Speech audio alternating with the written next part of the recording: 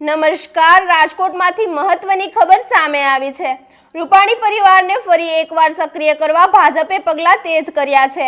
આજે પાર્ટીના ટોચના નેતા પ્રદેશ પ્રમુખ જગદીશ વિશ્વકર્મા, રાષ્ટ્રીય સંગઠન મહામંત્રી BL સંતોષ અને પ્રદેશ સંગઠન મહામંત્રી રત્નકારે પૂર્વ મુખ્યમંત્રી વિજય રૂપાણીની પત્ની અંજલિબેન રૂપાણી સાથે મુલાકાત કરી।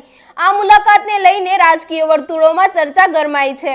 આવનારી ચૂંટણીની તૈયારી વચ્ચે રૂપાણી પરિવારની ભૂમિકા વધારવા ભાજપે મહત્વનું રાજકીય સંકેત આપ્યો હોવાનું માનવામાં આવે છે। વધુ સમાચાર માટે જોતા રહો આરપી ગુજરાત ન્યૂઝ રાજકોટ।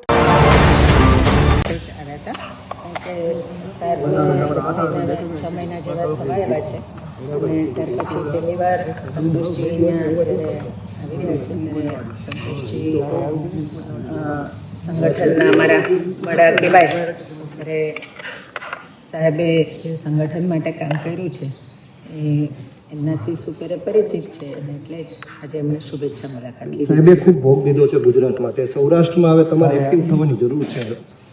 સંગઠન કહેશે તો આપ થશો એક્ટિવ? અમે તો પાર્ટીના કાર્યકર્તા છીએ, પાર્ટી જેમ કે એમ કરશું।